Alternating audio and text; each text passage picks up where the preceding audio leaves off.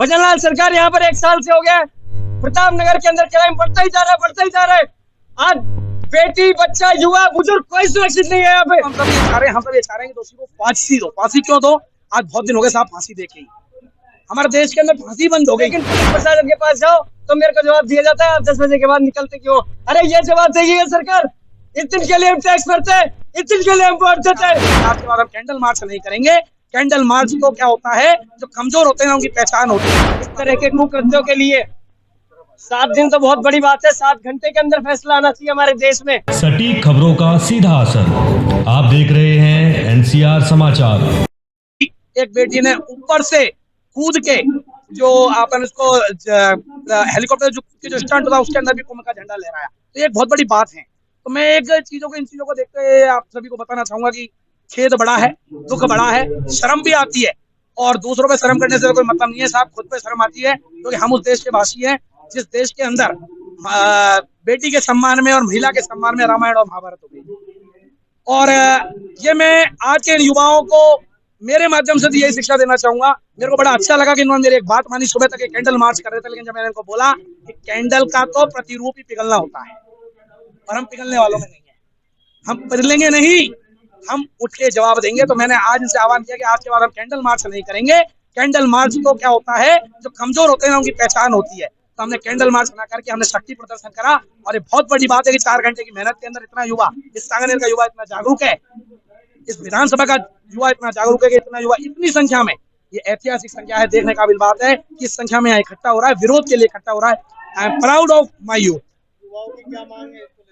युवाओं की मांग ये है साहब, चाहे युवा हो, चाहे महिला हो, चाहे आम नागरिक हो, मांग सबकी एक है कि दोषी को सजा हो। अब दोषी को सजा के तदरूप अगर हम देखते हैं तो दोषी को सजा के लिए प्रशासन ने तुरंत प्रभाव से उस आरोपी को गिरफ्तार कर लिया।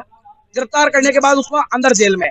पर हम सब ने ये क्यों हमें सुनने को आ रहा है, क्यों हम सब ये चाह रहे हैं कि दोषी को फांसी दो। फांसी क्यों दो? आज बहुत दिन हो गए साहब फांसी देके ही हमारे देश के अंदर फांसी बंद हो गई। आखिरी बार फांसी कब हुई थी किसी को याद भी नहीं है। और वो फांसी बंद होने की वजह से क्या हो गया है कि हर आदमी अपराधी बन के जाग उठा है, हर आदमी के हौसले बुलंद हो रहे हैं।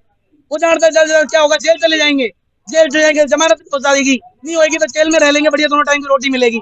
लेकिन मेरा मानना यह है कि सरकार को, इस संविधान को, हमारे देश के नेतृत्वकर्ताओं को इस चीज पर और ध्यान देना चाहिए कि जिस प्रकार का दिन ब दिन क्राइम रेस हो रहा है, जिस प्रकार से दिन का दिन क्राइम बढ़ रहा है, उस क्राइम को देखते हुए दोषियों को कड़ी सजा दो और फांसी का प्रावधान उन्हें लागू हो। उन्हें फांसी होगी जब फांसी हो जाएगी। अगर एक घटना के अंदर फांसी होती है ना तो साहब 5 साल तक उसका रहता है कम से कम। मेरा नाम एडवोकेट अखिल द्विवेदी, मैं नगर निगम जयपुर ग्रेटर से यहाँ पे सदस्य हूँ और सर्वोच्च न्यायालय दिल्ली में केंद्र सरकार का अधिवक्ता भी हूँ। हमारी मांग यही है कि को फांसी की सजा मिले या एनकाउंटर करे, सीधी सी बात है। हम रात से मौजूद थे तो हम यही देख रहे थे, पुलिस हैंड टू हैंड गिरफ्तार कर ली थी। सर हमारा यही कहना है कि इसको फांसी की सजा दो और 7 दिन का टाइम दिए। 7 दिन के अंदर फांसी नहीं होगी तो जयपुर के अंदर पूरे रोड जाम करिए, हमने पूरा सॉल्यूशन सोच लिया है। मेरा नाम अमित शर्मा, प्रतापनगर संगठन। राजस्थान सरकार से यही निवेदन करना चाहूंगा और भारत सरकार तक मेरी आवाज पहुंचे तो उन्हें भी मैं यही कहना चाहूंगा, इस तरह के कुकृत्यों के लिए 7 दिन तो बहुत बड़ी बात है। 7 घंटे के अंदर फैसला आना चाहिए हमारे देश में। जब हमें पता है गुनहगार सलाखों के पीछे है, जब सब कुछ हो चुका है तो फिर हमें आज यहाँ खड़े होने की क्या आवश्यकता पड़ी, क्या जरूरत थी हमें यहाँ खड़े होने की? पुलिस प्रशासन बिल्कुल से इन मामलों के अंदर अपने तो नहीं अगर एक्टिव होगा तो हम क्या उम्मीद करेंगे पुलिस से? आज पुलिस प्रशासन यहाँ खड़ा था, क्या मंच पर आकर हमें कुछ आश्वासन दे सकता था? पुलिस की 2 गाड़ियां खड़ी थी यहाँ पर। भजनलाल सरकार यहाँ पर 1 साल से हो गया है। प्रतापनगर के अंदर क्राइम बढ़ता ही जा रहा है, बढ़ता ही जा रहा है। आज बेटी, बच्चा, युवा, बुजुर्ग कोई सुरक्षित नहीं है यहाँ पे। मैं खुद यहाँ पर रात के 10 बजे के बाद पैदल चलने की हालत नहीं रहती। आप में यहाँ कितने लड़के खड़े हैं, पता नहीं कितने लड़के इनमें से रात को जाते हुए टपरी करते हैं, यहाँ गुंडागर्दी बढ़ गई है। लेकिन पुलिस प्रशासन के पास जाओ तो मेरे को जवाब दिया जाता है, आप 10 बजे के बाद निकलते क्यों? अरे ये जवाब देगी है सरकार। इस दिन के लिए हम टैक्स भरते हैं, इस दिन के लिए हम वोट देते हैं।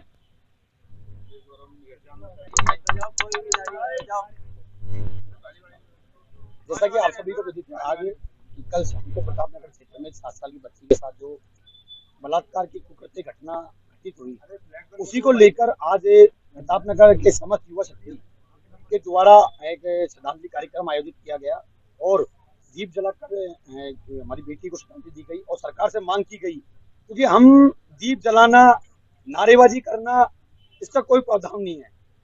सरकार, हम चाहे कांग्रेस की विपक्ष की बात करे, व्यक्ति कुछ कांग्रेस की बात कर रहे हैं, कुछ भारतीय जनता पार्टी की बात कर रहे हैं, मैं सरकार से ऊपर उठकर एक आम व्यक्ति की मैं बात करना चाहूंगा, मैं एक देश का नागरिक होने की बात करना चाहूंगा। सिर्फ फांसी देना हमारा प्रावधान नहीं है, हमारा जेल डालना प्रावधान नहीं है, हमारा इसका देखो जिस तरीके से रसिया के अंदर, जिस तरीके से दुबई के अंदर एक बलात्कार करने वाले को खुलेआम फांसी की सजा दी जाती है, क्योंकि हमने देखा कि भारत देश के अंदर कसाब के बाद में फांसी का अभी तक नहीं है। बलात्कार होता है, कानूनन होता है, जेल में डालते हैं, निकालते हैं और बाद भेज देते हैं। लेकिन हमारे सबसे अच्छी देखने की बात यह है कि 2014 के पहले और 2014 के बाद में माननीय प्रधानमंत्री जी के द्वारा देश में एक बेटी बचाओ के अभियान को लेकर जो हिंदुत्व के लिए, नारी शक्ति के लिए जो काम किया जा रहा है, वो वाकई सराहनीय काम है। 2014 से पहले अब देश के अंदर देख सकते हैं किस तरह बेटियों का काम हो रहा था।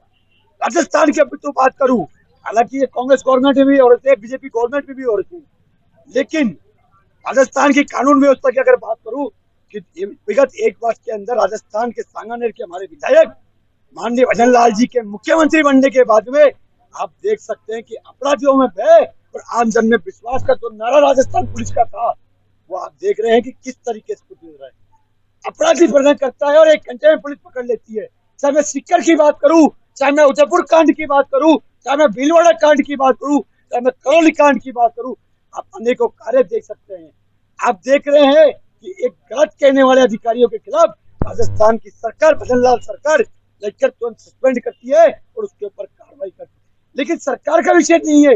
अगर सत्य को होना है तो आप व्यक्ति, मुझ जैसे इस समस्त व्यक्ति को जागरूक होना पड़ेगा, हमें सड़कों पर निकलना पड़ेगा, हमारे घर के परिवार को सनातन संस्कृति से जुड़ना पड़ेगा।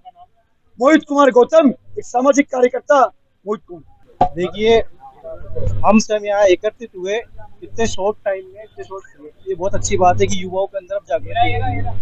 लेकिन सरकार कोई सी भी हो, इस घटना पे अंकुश अभी तक नहीं लगा। मैं चाहता हूँ दोनों सरकारों से कहने की कोई ऐसा कानून, ऐसा प्रावधान बनाया जाए कि जब अपराधी का अपराध सिद्ध हो जाता है तो उसे सरकारी मेहमान बनाने की जगह उसको फांसी दी जाए तुरंत प्रभाव से। जैसे अगर आज उसका अपराध सिद्ध हो जाता है तो 24 घंटे के अंदर उसको फांसी की सजा दी जाए, और यही सजा होनी चाहिए एक बलात्कारी। देवेश सिंह चित्तौड़िया, विश्व सनातन संघ, राष्ट्रीय युवा। आज जो घटना घटी है यहाँ पे, आप सभी को पता है, कल की जो घटना है, हम चाहते हैं कि इसके ऊपर जल्द कार्रवाई हो और आगे ऐसी घटना नहीं घटे। अन्यथा अभी सबने कहा, अपनी बात रखी कि यहाँ पे ये कर दिया जाएगा, वो कर दिया जाएगा। 7 से 10 दिन के अंदर हमें अगर हिसाब नहीं मिला कोर्ट द्वारा तो ये भीड़ है, ये कुछ भी नहीं है। हम लोग पूरा रोड जाम कर देंगे यहाँ पे। और ये जो बेटी है, इसके जो आरोपी है, हमारी सरकार से यही विनती है, यही निवेदन है कि इनको फांसी हो। मेरा नाम सूरज वाल्मीकि है, राष्ट्रीय बजरंग दल से बगरू विधानसभा अध्यक्ष। मेरी बस यही मांग रहेगी कि जो भी ये हो रहा है वो नहीं होना चाहिए। अगर मैं यहाँ पर खड़ा नहीं होता, मैं अगर स्टार्ट नहीं करता इस विषय को, तो यहाँ पर कोई आता ही नहीं।